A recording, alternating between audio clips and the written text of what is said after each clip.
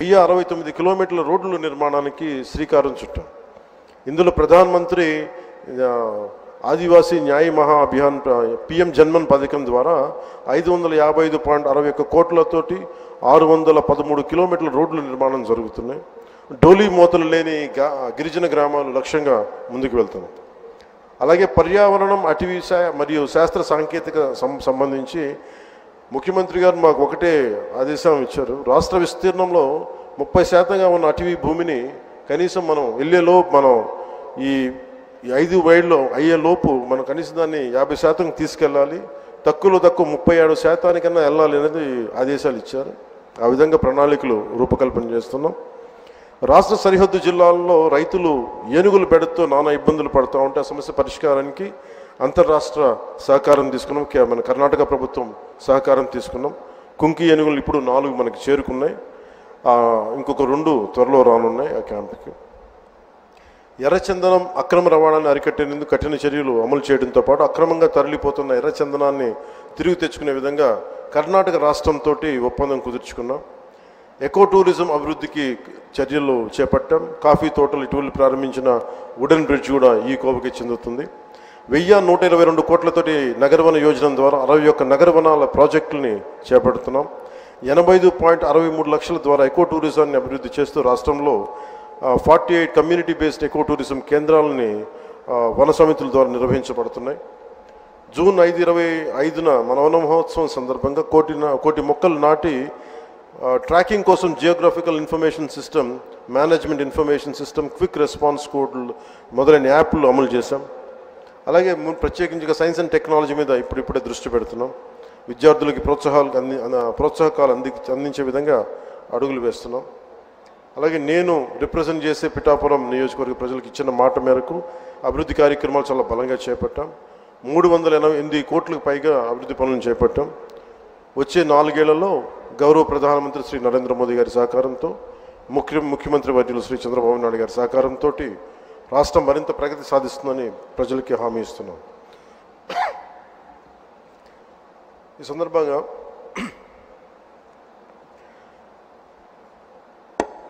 సరైన ఎంత రెలవెన్స్ నాకు తెలియదు, కానీ గత ప్రభుత్వ పాలకులు అధికారంలో లేకపోయినప్పటికీ కూడా, ప్రతిపక్షంలో కూడా వారికి అంత బలం లేకపోయినప్పటికీ కూడా వారి రౌడీజం కానీ, వారి అసాంఘిక విధానాలు కానీ, వారి ఎనార్కిస్ట్ అప్రోచ్ కానీ ఏమాత్రం మారలేదు. ఇది చాలా ప్రతి ఒక్కరికి కూడా చాలా లోపలగా తరిచి చూడాల్సిన అంశం. ఇది వారికి ఎవ్వరికీ కూడా ప్రజాస్వామ్య విధానాల మీద ఏమాత్రం గౌరవం లేదు. పోలీస్ అధికారులు వాళ్ళు తప్పులు చేసే పోలీస్ అధికారులు వాళ్ళని అరెస్ట్ చేసి నిలువరిస్తే మటుకు మేము వెంటాడతాం, మేము will hunt you no matter where you are, మీరు ఎక్కడ విదేశాల్లో ఉన్నా వెంటాడతామనే ఈ స్టేట్మెంట్స్ చాలా ఇబ్బంది కలిగిస్తూ ఉంటాయి. ఇది వారికి సందర్భంగా తెలియజేస్తూ ఉన్నాం. ఇది ఈ గవర్నమెంట్ నారా చంద్రబాబు నాయుడు గారి నాయకత్వంలో కూటమి ప్రభుత్వం ఇలాంటి అసాంఘిక చర్యల్ని ఏమాత్రం సహించం. ముఖ్యంగా ఆడపిల్లల భద్రత ఈ రాష్ట్రానికి చాలా కీలకమైంది.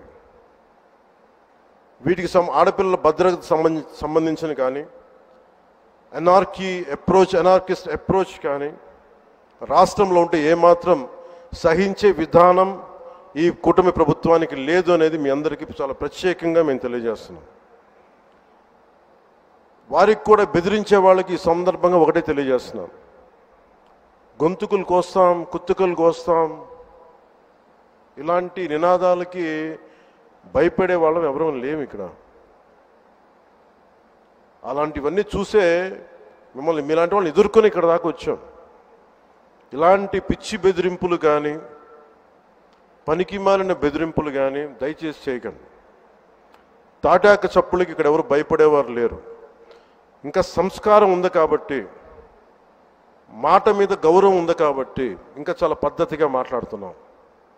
ముఖ్యంగా అధికార యంత్రాంగం అందరికీ right from constituency level to the state level. My appeal to all the officials, make sure you implement the good governance. ముఖ్యంగా లా అండ్ ఆర్డర్కి సంబంధించి మటుకు కరప్షన్ లేని విధానాలతోటి ముందుకెళ్లాలని మనస్ఫూర్తిగా కోరుకుంటా ఉన్నాం.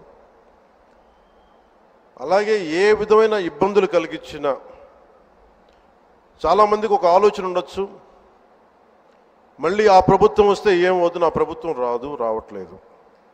ఇది ఎందుకు చెప్తున్నానంటే, ఇది I want to give you confidence, I want to empower you. ఎందుకంటే మేమందరం ఇంక సహించడానికి సిద్ధంగా లేము. ఇక్కడ ఈ కూటమి ప్రభుత్వం తక్కువ మేము మాట్లాడుకుంది 15 నుంచి 20 ఏళ్ళు ఉండాలి. ఎందుకు అనుకున్నామంటే, ఆంధ్రప్రదేశ్ వికసిత్ ఆంధ్రప్రదేశ్గా ఉండాలి, వికసిత్ భారత్లో భాగంగా ఉండాలి. అంటే ఈ ఐక్యత చెడగొట్టే పరిస్థితుల్లో నేను లేను, ఎవ్వరం కూడా లేము. అలాగే ఇది గత ప్రభుత్వ పాలకులు కూడా ఇది గుర్తుపెట్టుకోవాలి. మీరు కనుక ఇలా అలాగే ప్రత్యేకించి రోడ్ల మీదకి వచ్చి బ్యానర్లు పట్టుకొని గొంతుకులు కూసేస్తాం, సినిమాలు చెప్పడానికి చాలా బాగుంటాయి ఇవి. నేను సినిమాల నుంచి వచ్చిన వాడిని, సినిమాలు చెప్పడానికి చాలా బాగుంటాయి. నిజ జీవితంలో అవి నమ్మి మోసపోకండి. కాలు మక్కిలు ఇరకొట్టు కింద కూర్చోబెడతాం. జాగ్రత్త, పిచ్చి వేషాలు వేయకండి ఎవరు కూడా. ఇవి సరదాగా ఉండే విషయాలు కాదు ఇవి. శాంతి భద్రతలను ఏమాత్రం క్షీణిస్తే చిన్నపాటిది కూడా సహించం. మీకు బలంగా తెలియజేస్తాను ప్రజలందరికీ కూడా. పిచ్చి మాటలు మాట్లాడకండి ఎవరు. సరదాగా లేం మేము ఇక్కడ. చాలా దెబ్బలు తిని వచ్చాం ఇక్కడ దాకా, చాలా దెబ్బలు తిని వచ్చాం. 5 స్టార్ హోటల్స్లో ఉన్నా కానీ రక్షణ లేని పరిస్థితిలో ఉండేది. రోడ్ల మీదకి లాక్కొచ్చి మహిళలను కూడా వీళ్ళు జైల్లో పెట్టిన వ్యక్తులు. అవన్నీ తట్టుకొని నిలబడ్డామంటే ఇంకా మేము సంస్కారంగా ఉండాలి. With the constitutional guide lines, with in the frame work of law ఉండాలి. కాబట్టి చాలా పద్ధతిగా మాట్లాడుతున్నాం. అనవసరంగా రెచ్చగొట్టకండి ఇవన్నీ ఇలాంటి మాట్లాడి.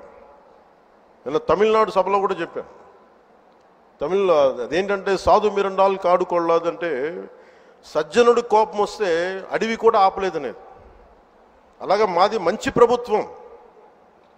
నారా చంద్రబాబు గారి నాయకత్వంలో ఉన్న కూటమి ప్రభుత్వం మంచి ప్రభుత్వం, మెతక ప్రభుత్వం కాదు. ఇది సమర్థవంతమైన ప్రభుత్వం, అభివృద్ధి చేసే ప్రభుత్వం, కానీ మెతక ప్రభుత్వం కాదు. ఇది పిచ్చి వేషాలు వేసే తొక్కి నారా తీస్తాం, గుర్తుపెట్టుకోండి. ఇది సంస్కారం ఇది సభకి కరెక్ట్ కాకపోయినా చెప్తున్నాను ఇది.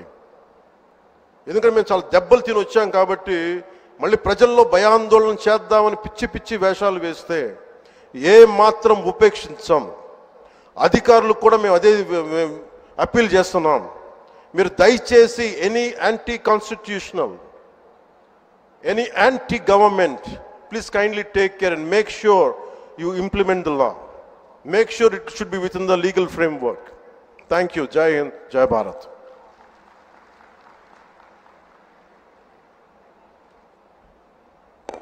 ధన్యవాదాలు సార్.